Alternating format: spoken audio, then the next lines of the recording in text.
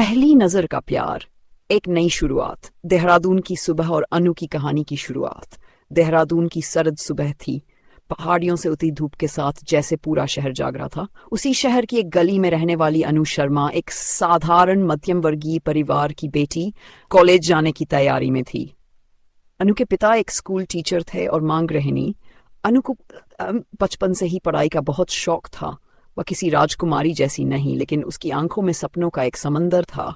College का पहला दिन था, नया बैग, किताब और नए रिश्ते। अनु थोड़ा घबराई हुई थी।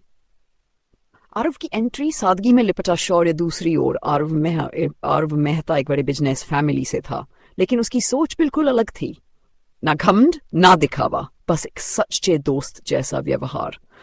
कॉरिडोर में जब अनु का बैग गिरा और किताबें बिखर गई तो सब हंसने लगे, लेकिन आरव ने आगे बढ़कर किताबें उठाई और मुस्कुराकर कहा, पहला दिन हमेशा थोड़ा बिखरा हुआ होता है, लेकिन अच्छा होगा।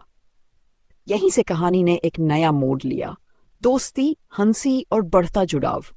क्लासरूम की बातचीत और लाइब्रेरी के पल। आरव और अनु की मुलाकातें बढ़ती गई। पहले क्लासरूम में नोट्स शेयर करना, फिर लाइब्रेरी में पढ़ना और धीरे धीरे कैंटीन में चाय पीते हुए हंसना। अनु को आरव की नम्रता बहुत भाती थी, वही आरव को अनु की समझदारी। एक खास दिन जब आरव को एहसास हुआ कॉलेज का स्पोर्ट्स डे था। अनु ने पहली बार आरव के लिए ताली बजाई, उसके लिए पानी लेकर दौड़ी और उसके हारने पर चुपचाप उसका हौसला बढ़ाया। रात को आरव ने डायरी में लिखा, अनु, तुम सिर्फ दोस्त नहीं हो, तुम वो एहसास हो जिसे शब्दों में नहीं बांधा जा सकता। कबूले मोहब्बत, बिना शर्तों के इजहार। पार्क की मुलाकात। एक शाम कॉलेज के पास वाले पार्क में दोनों बैठे थे। पेड़ों की छांव में आरव ने अनु से कहा, अनु, मैं तुमसे प्यार करता हूं, लेकिन अगर तुम नहीं चाहो तो भी मैं हमेशा तुम्हारा दोस्त बना रहूंगा। अनु चौंकी, थोड़ी चुप रही, फिर बोली, आरव, प्यार को मैं हल्के में नहीं ले सकती, लेकिन तुम्हारा इजहार सच्चा लगा। चलो हम इसे समय के साथ समझते हैं। समाज की दीवारें। जब प्यार की अग्नि परीक्षा होती है। अनु के पापा का इनकार। जब अनु ने घर पर बताया कि वह आरव से प्यार करती है तो उसके पिता गुस्से में आ गए। हम टीचर है, वो व्यापारी का बेटा है, उनके खानदान में हमारे लिए कोई जगह नहीं। अनु की मां भी चिंतित थी। बेटी, प्यार बाद में आता है, पर समाज पहले देखता है।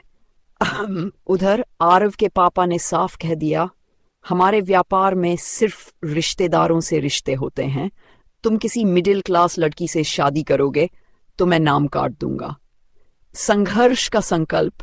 जब दो दिलों ने खुद को साबित किया, करियर की दिशा में पहला कदम दोनों ने तय किया। हंगेंगे नहीं, पहले खुद को काबिल बनाएंगे, फिर परिवार को मनाएंगे। अनु ने बीएड किया, फिर सरकारी स्कूल में टीचर बनी। आरव ने एमबीए करके खुद का स्टार्टअप शुरू किया, यंग रूट्स फाउंडेशन, जो युवाओं को स्किल्स सिखाता था।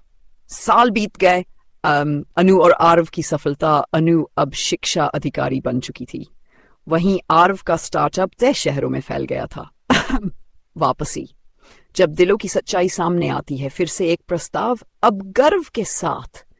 इस बार अनु के पिता खुद आरव से मिले और बोले, तुमने मेरी बेटी का सपना पूरा किया, अब मैं उसे खुद तुम्हारे हाथों में सौंपना चाहता हूं।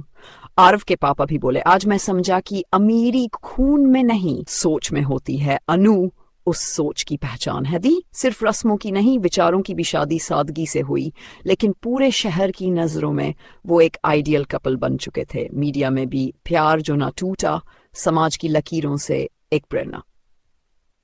जीवन के बाद के रंग।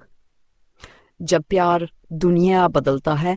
अनु और आरव की नई जिंदगी। शादी के बाद दोनों ने सारथी फाउंडेशन शुरू की, एक एनजीओ जो बालिकाओं की शिक्षा, ग्रामीण बच्चों के स्कॉलरशिप और युवाओं के स्किल डेवलपमेंट पर काम करता है।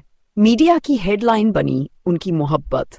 देहरादून के अनु आरव अब देश भर की बेटियों के लिए बने मसीहा। एक सच्चा प्यार जिसने बदली हजारों जिंदगियां।